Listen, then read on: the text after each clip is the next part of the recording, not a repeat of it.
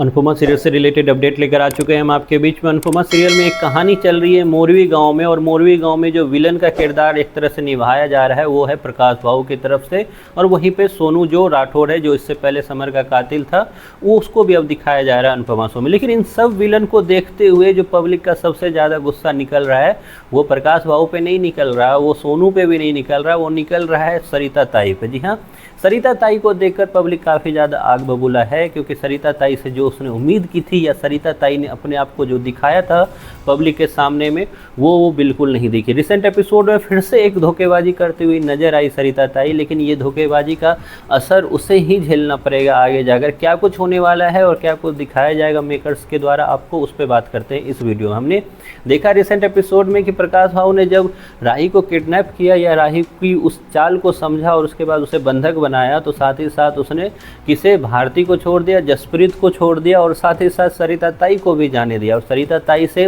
Recent episode में दिखा कि परी भी दिखी आपको, फाइनली परी दिखी, और उसके बाद वो सबसे सवाल जवाब करते हुए दिखी। और वहीं पे एक सीन आता है जिसमें हमने देखा है कि किस तरीके से देविका जो है वो सरिता ताई के पास जाती है और सरिता ताई को बोलती है आपको तो इस गांव का चप्पा चप्पा पता है क्योंकि आप इसी गांव के हो, तो आप हमारी मदद करो। लेकिन सरिता ताई जो है टस से मस नहीं हो रही है जगह से। उसे सब पता है, उसे पहले भी पता था कि प्रकाश भाऊ कैसा है, उसे अब भी पता है, अभी भी वो ढोंग करने में लगी पड़ी है और वो अभी भी नहीं हेल्प करना चाह रही है इस टीम की। क्या है इसके पीछे का राज वो तो जल्द खुलने वाला है, लेकिन इतना ज़रूर है कि सरिता ताई को अभी जैसे रिसेंट एपिसोड में उसने बोला कि उसे अब पता चल गया है प्रकाश भाऊ कैसा है, वो बहुत हलकट इंसान है, तो वैसे ही उसको आगे जाकर काफ़ी कुछ और भी बोलना होगा अनुपमा को, क्योंकि अनुपमा वहाँ मुसीबतें फंसी हुई है। अब अनुपमा वहाँ से किस तरीके से निकालेगी राही को, और उसके बाद सरिता ताई का जो ये राज है वो जब सामने आएगा तो उसके बाद अनुपमा का रिएक्शन क्या होता है या फिर देविका का रिएक्शन क्या होता है ये तो टाइम बताएगा।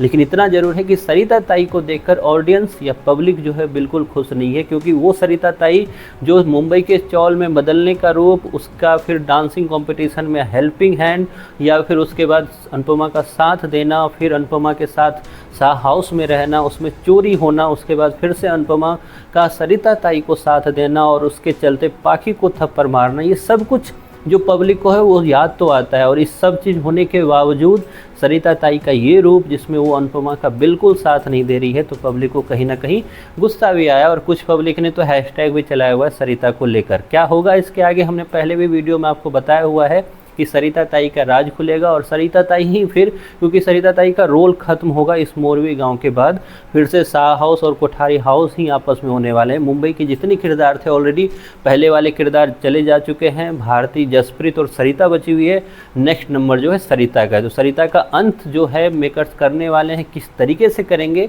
वो आपको जल्द पता चलेगा। फिलहाल इतना ज़रूर है कि पब्लिक का गुस्सा सरिता ताई पे जमकर फूट रहा है। आपका क्या राय है? आपकी नज़र में भी सरिता उतनी ही बुरी है जितना बाकी पब्लिक के नज़र में है? इसके पीछे आपकी जो भी राय है कमेंट बॉक्स में ज़रूर बताएं।